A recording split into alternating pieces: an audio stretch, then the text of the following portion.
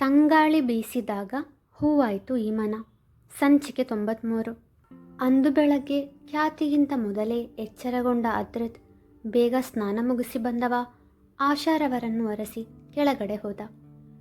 ಅಡುಗೆ ಕೋಣೆಯಲ್ಲಿ ಪದ್ಮಾವತಿಯವರಿಗೆ ಸಹಾಯ ಮಾಡುತ್ತಿದ್ದ ಆಶಾರವರನ್ನು ಕಂಡವ ಅತ್ತೆ ಎಂದು ಕರೆದ.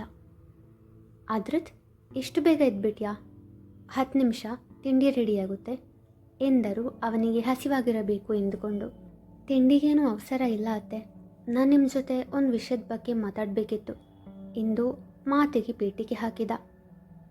ಪದ್ಮಾವತಿಯವರತ್ತ ಒಮ್ಮೆ ನೋಡಿದ ಆಶಾರವರು ಅದ್ರತ್ನತ್ತ ನೋಟ ಹರಿಸಿ, ಹೇಳು ಅದ್ರತ್ ಎಂದರು. ಅತ್ತೆ, ಚೋಟು ಇವಾಗ ಹುಷಾರಾಗಿದ್ದಾನೆ ಅಲ್ವಾ? ನನ್ನ ಖ್ಯಾತಿನ ಊರಿಗೆ ವಾಪಸ್ ಕರ್ಕೊಂಡು ಹೋಗ್ಲಾ? ಪ್ಲೀಸ್ ಬೇಡ ಅನ್ಬೇಡಿ ಅತ್ತೆ. ಹಾಗೆ ಮಾವ ಒಪ್ತಾರೋ ಗೊತ್ತಿಲ್ಲ, ನೀವೇ ಮಾವನನ್ನು ಒಪ್ಪಿಸಬೇಕು ವಿನಂತಿಸಿದ. ಅದು ಅದ್ರತ್, ಇಷ್ಟು ಬೇಗ? ಅದಲ್ಲದೆ ನೀನು ಅಷ್ಟು ಕಷ್ಟಪಟ್ಟು CA ಓದಿ ಊರಲ್ಲಿದ್ದು ಏನು ಮಾಡ್ತೀಯಾ ಎಂದು ಕಾಳಜಿಯಿಂದ ಕೇಳಿದರು. ಅತ್ತೆ, ಖ್ಯಾತಿ ನನಗೆ ಎಲ್ಲ ಹೇಳಿದಾಳೆ. ನೀವು ಮತ್ತು ಮಾವ ಊರಿಗೆ ಹೋಗಿದ್ದು, ಅಪ್ಪ ಅಮ್ಮನಿಂದ ಪರಿಯ ವಿಚಾರ ತಿಳ್ಕೊಂಡಿದ್ದು ಎಲ್ಲ. ನಾನು CA ಪಾಸಾಗಿದ್ದು ಪರಿಗೋಸ್ಕರ ಅಷ್ಟೇ ಅತ್ತೆ. ಈಗ ನನಗೆ ಅದಕ್ಕಿಂತಲೂ ಮುಖ್ಯವಾಗಿ ಖ್ಯಾತಿ ಈ ಊರಲ್ಲಿರೋದಿಷ್ಟವಿಲ್ಲ. ಮುಖ್ಯವಾಗಿ ಆ ಆಕರ್ಷ್ ಅವಳ ಸುತ್ತಮುತ್ತ ಇರೋದು ಇಷ್ಟವಿಲ್ಲ ಎಂದವ ಪ್ರಿತಾಳ ಸಾವಿಗೆ ಆಕರ್ಷ್ ಕಾರಣ ಎಂಬುದನ್ನು ಸಂಕ್ಷಿಪ್ತವಾಗಿ ತಿಳಿಸಿದ. ಸರಿ, ನಿನ್ನ ಖ್ಯಾತಿ ಜೊತೆ ಊರಿಗೆ ಹೋಗು. ಆದರೆ ಊರಲ್ಲಿದ್ದುಕೊಂಡೆ ನಿನ್ನ ಕೆಲಸ ನೀನು ಮಾಡಬಹುದಲ್ವಾ? ನಿನಗೂ ಗೊತ್ತಲ್ವಾ ಅದ್ರತ್, CA ಪಾಸಾಗೋದು ಸುಲಭದ ವಿಷಯವಲ್ಲ. ದಯವಿಟ್ಟು ನಿನ್ನ ಓದಿಗೆ ರೆಸ್ಪೆಕ್ಟ್ ಕೊಟ್ಟು ನಿನ್ನ ಕೆಲಸವನ್ನು ಮುಂದುವರೆಸು, ಇದು ನನ್ನ ರಿಕ್ವೆಸ್ಟ್ ಎಂದರು ಮೃದುವಾಗಿ. ಅವರ ಮಾತು ಅವನಿಗೂ ಸರಿ ಅನಿಸಿ, ಸರಿ ಅತ್ತೆ, ನನ್ನ ಲ್ಯಾಪ್ಟಾಪ್ ಎಲ್ಲ ಮನೇಲಿದೆ, ಆಮೇಲೆ ಹೋಗಿ ತಗೊಂಡು ಬರ್ತೀನಿ ಎಂದವ ಅವರತ್ತ ನಸುನಗು ಬೀರಿ ತನ್ನ ಕೋಣೆಯತ್ತ ಓಡಿದ. ಖ್ಯಾತಿ ಇನ್ನೂ ಮಲಗಿದ್ದಳು. ಇನ್ನೂ ಆ ಆಕರ್ಷಣ ನೆರಳು ಕೂಡ ನಿನ್ನನ್ನು ಸೋಕಲು ನಾನು ಬಿಡೋದಿಲ್ಲ ಖ್ಯಾತಿ. ನೀನು ನನ್ನವಳು, ನೀನು ಸೇಫಾಗಿರಬೇಕು ಮನದಲ್ಲೇ ನುಡಿದವ ಮಲಗಿದವಳ ಮೊಗದ ಮೇಲೆ ಜಗ್ಗಿನಲ್ಲಿರುವ ನೀರೆರಚಿ ಕೋಪ ನಟಿಸಿದ. ನಿದ್ದೆಯಿಂದ ತಡಬಡಾಯಿಸಿ ಎದ್ದವಳು ತನ್ನ ಮುಂದೆ ಜಗ್ ಹಿಡಿದು ನಿಂತಿದ್ದವನನ್ನು ದುರುಗುಟ್ಟಿ, ನಿನ್ಗೇನು ಹುಚ್ಚ? ನೆಮ್ಮದಿಯಾಗಿ ಮಲ್ಗೋಕು ಬಿಡಲ್ವಲ್ಲ ಇಡಿಯಟ್ ಎಂದು ಮುಖ ತಿರುಗಿಸಿದಳು. ಬೇಗ ಸ್ನಾನ ಮಾಡಿ ರೆಡಿಯಾಗಿ ಬಾ, ನಾವು ಇವತ್ತೇ ಊರಿಗೆ ಹೋಗ್ತಿದ್ದೀವಿ ಎಂದ ಗಂಭೀರವಾಗಿ. ಕಣ್ಣು ಸಂಕುಚಿಸಿದವಳು, ನೀನು ಬೇಕಾದರೆ ಹೋಗು, ನಾನು ಎಲ್ಲಿಗೂ ಬರಲ್ಲ ಎಂದಳು ನಿರಾಸಕ್ತಿಯಿಂದ. ನಿಮ್ಮ ಅಪ್ಪ ಅಮ್ಮಂಗೆ ಹೇಳಿದ್ದೀನಿ, ಅವರು ಒಪ್ಪಿದ್ದಾರೆ. ನೀನು ನಮ್ಮ ಜೊತೆ ಬರ್ತಿದ್ಯಾ ಅಷ್ಟೇ. ತನ್ನದೇ ಅಂತಿಮ ತೀರ್ಮಾನ ಎಂಬಂತೆ ನುಡಿದ. ಆಗಲ್ಲ ಕಣೋ, ಪ್ರತಿ ಸಾರಿ ನಿನ್ನ ತಾಳಕ್ಕೆ ತಕ್ಕಂತೆ ಕುಣಿಯಲು ಆಗಲ್ಲ ನನಗೆ. ನೀನು ನನ್ನನ್ನು ದ್ವೇಷಿಸ್ತಿದ್ಯಾ ಅಲ್ವಾ? ನಾವು ದ್ವೇಷಿಸುವ ವ್ಯಕ್ತಿಗಳು ನಮ್ಮ ಕಣ್ಮುಂದೆ ಇದ್ದರೆ ನಮಗೆ ಇರಿಟೇಟ್ ಆಗುತ್ತೆ. ಅದಕ್ಕೆ ನೀನು ಊರಿಗೆ ಹೋಗು, ನಾನು ಇಲ್ಲೇ ಇರ್ತೀನಿ ಎಂದಳು ತುಸು ವ್ಯಂಗ್ಯವಾಗಿ. ನೀನು ಬರಲ್ಲ ಅಂದರೆ ನಿನ್ನ ಹೊತ್ಕೊಂಡು ಹೋಗ್ತೀನಿ ನೋಡು ಎಂದವ ಅವಳ ತೀರ ಸನಿಹ ಬಂದಾಗ. ನಾನೇನು ಬೆಕ್ಕಿನ ಮರಿಯಲ್ಲ ಎಂದಳು ತುಟಿಸೊಟ್ಟಗೆ ಮಾಡಿ. ಮರುಮಾತನಾಡದೆ ಅವಳನ್ನು ತನ್ನ ತೋಳಲೆತ್ತಿಕೊಂಡ. ಏನು ಮಾಡ್ತಿದ್ಯಾ? ಕಣ್ಣಿನ ಗಾತ್ರ ಹೆಚ್ಚಿಸಿ ಕೇಳಿದಳು. ಅವಳನ್ನು ಬಾತ್ರೂಮ್ ತನಕ ಬಿಟ್ಟವ. ಈಗ ಹೇಗೆ ಎತ್ಕೊಂಡು ಬಂದೋ ಹಾಗೆ ಎತ್ಕೊಂಡು ಹೋಗಿ ನನ್ನ ಬೈಕಲ್ಲಿ ಕೂರಿಸಿ ಊರಿಗೆ ಕರ್ಕೊಂಡು ಹೋಗ್ತೀನಿ. ಸುಮ್ಮನೆ ಹೆಚ್ಚು ಡ್ರಾಮಾ ಕ್ರಿಯೇಟ್ ಮಾಡದೆ ಸ್ನಾನ ಮುಗಿಸಿ ಬಾ, ನಾನು ಪಾಪುನ ಕರ್ಕೊಂಡು ಬರ್ತೀನಿ ಎಂದವ ಆಶಾರವರ ಕೋಣೆಯ ಬಳಿ ನಡೆದ. ಗೋಪಿನಾಥ್ರವರು ತಮ್ಮ ಮನೆಯ ಹೂದೋಟದ ಕಲ್ಲು ಬೆಂಚಿನಲ್ಲಿ ಕುಳಿತು ವಾರ್ತಾಪತ್ರಿಕೆ ಓದುತ್ತಿದ್ದರು. ಸ್ತುತಿ ಆಗ ತಾನೇ ಯೋಗ ಮುಗಿಸಿ ಪಾರ್ಕಿನಿಂದ ಬಂದವಳು ಅವರ ಪಕ್ಕದಲ್ಲಿ ಕುಳಿತು ಹರಟುತ್ತಿದ್ದಳು. ಲಕ್ಷ್ಮೀಕಾಂತರವರು ಅಲ್ಲೇ ವಾಕಿಂಗ್ ಮಾಡುತ್ತಿದ್ದರು. ಆಶಾರವರು ಬಂದವರೇ ಗೋಪಿನಾಥ್ರವರಿಗೆ ಕಾಫಿ ಕೊಟ್ಟು, ನಿಮ್ಮ ಜೊತೆ ಒಂದು ಮುಖ್ಯವಾದ ವಿಷಯ ಮಾತಾಡಬೇಕು ಎಂದರು. ಹೇಳು ಆಶಾ ಎಂದವರು ಆಶಾರವರ ಮಾತಿಗಾಗಿ ಕಾದರು. ಆಶಾರವರ ಗಂಭೀರತೆ ನೋಡಿ ಲಕ್ಷ್ಮೀಕಾಂತರವರು ಸಹ ಅವರ ಬಳಿ ಬಂದರು. ಅದ್ರತ್ ಹೇಳಿದ ವಿಷಯವನ್ನು ಸಂಕ್ಷಿಪ್ತವಾಗಿ ತಿಳಿಸಿದವರು. ಬಂಗಾರಿ ಸ್ವಲ್ಪ ದಿನ ಊರಲ್ಲಿದ್ದು ಬರಲಿ ಎಂದರು. ಅವನು ಇದೇ ಏರಿಯಾದಲ್ಲಿರುವ ಮನೆಗೆ ಖ್ಯಾತಿನ ಕರ್ಕೊಂಡು ಹೋಗ್ತೀನಿ ಅಂದಿದ್ರೆ ನಾನು ವಿರೋಧಿಸ್ತಾ ಇರಲಿಲ್ಲ ಆಶಾ. ಆದರೆ ಊರಿಗೆ ಅದು ಅಷ್ಟು ದೂರ. ಯಾಕೋ ಖ್ಯಾತಿನ ಅಷ್ಟು ದೂರ ಕಳುಹಿಸಲು ಮನಸ್ಸಾಗ್ತಿಲ್ಲ ಬೇಸರದಿಂದ ನುಡಿದರು. ಅವಳು ಊರಿಗೆ ಹೋಗಲಿ ಗೋಪಿ, ಅಲ್ಲಿ ಮುಕುಂದ ಪಾರಿಜಾತ ಎಲ್ಲರೂ ಇದ್ದಾರಲ್ಲ, ಬೇಡ ಅನ್ಬೇಡ. ಅದ್ರತ್ ಮೇಲೆ ನಂಬಿಕೆ ಇರಲಿ. ಲಕ್ಷ್ಮೀಕಾಂತರವರು ಎಂದಾಗ ಗೋಪಿನಾಥ್ರವರಿಗೆ ಅವರ ಮಾತನ್ನು ನಿರಾಕರಿಸಲಾಗಲಿಲ್ಲ. ಸರಿ ಮಾವ ಎಂದರು.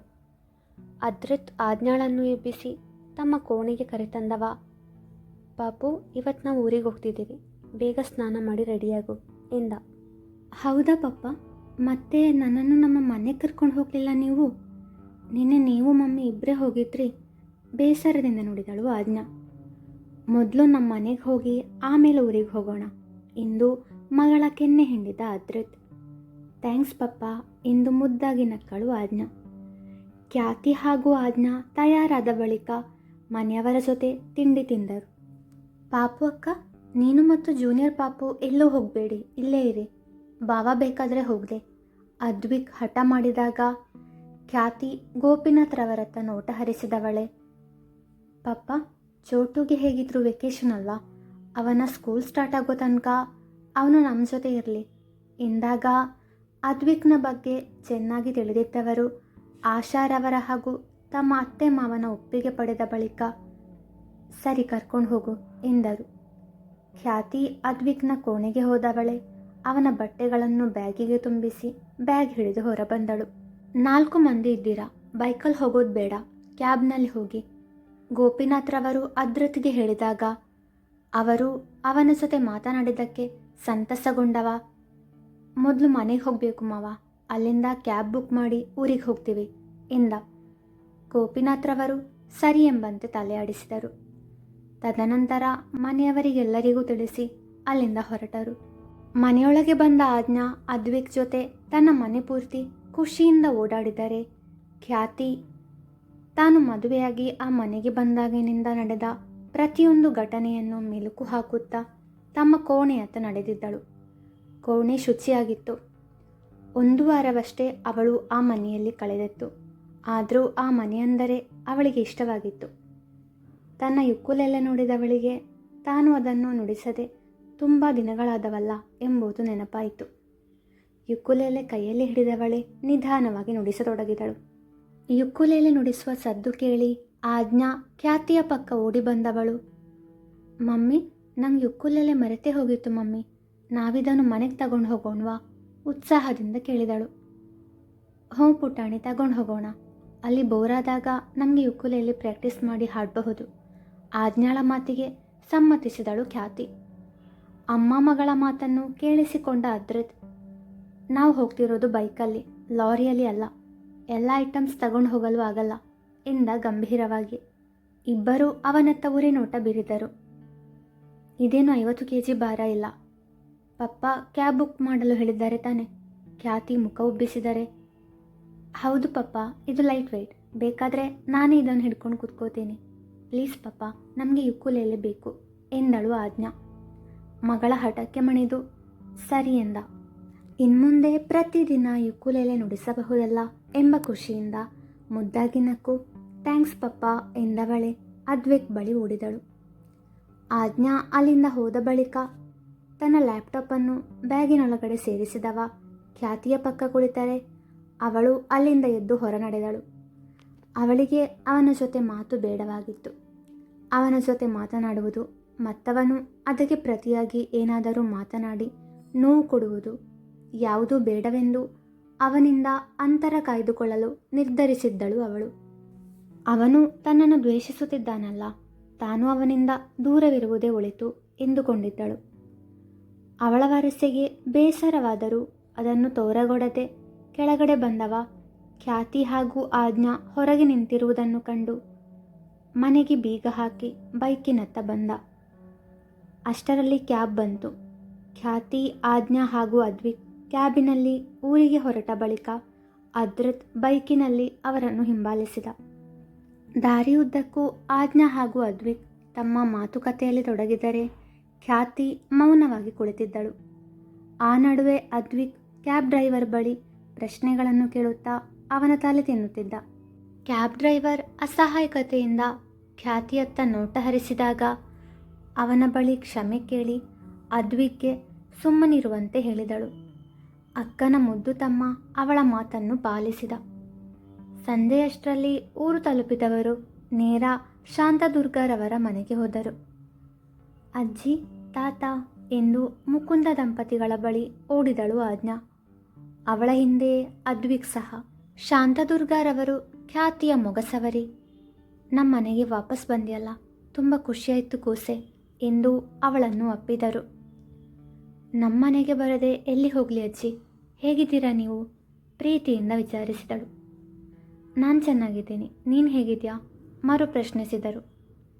ಚೆನ್ನಾಗಿದ್ದೀನಿ ಅಜ್ಜಿ, ಇವನು ನನ್ನ ತಮ್ಮ ಎಂದು ಅದ್ವಿಕ್ನ ಪರಿಚಯಿಸಿದರೆ ಅವನು ಅವರ ಕಾಲಿಗೆರಗಿ ಆಶೀರ್ವಾದ ಪಡೆದ. ನಂಗೆ ನೆನಪಿದೆ, ಮದುವೆ ದಿನ ನೋಡಿದ್ದೆ ಎಂದರು ಶಾಂತದುರ್ಗರವರು.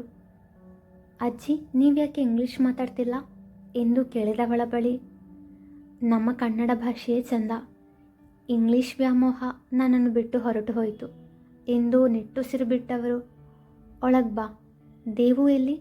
ನೀವು ಮೂವರೇ ಬಂದ್ರಾ? ಮೊಮ್ಮಗನನ್ನು ಕಾಣದೆ ವಿಚಾರಿಸಿದರು. ಬರ್ತಿದ್ದಾನೆ ಅಜ್ಜಿ ಎಂದವಳು ಹೇಳುವಷ್ಟರಲ್ಲಿ ಬೈಕ್ ಮನೆಯ ಅಂಗಳದಲ್ಲಿ ನಿಲ್ಲಿಸಿದ ಅದ್ರಿತ್. ಖ್ಯಾತಿ ಅವನತ್ತ ನೋಡದೆ ಮನೆಯೊಳಗೆ ನಡೆದಿದ್ದಳು. ಶಾಂತದುರ್ಗರವರು ಇಬ್ಬರ ವರಸೆಯನ್ನು ಗಮನಿಸುತ್ತಿದ್ದರು. ಮುಂದುವರಿಯುವುದು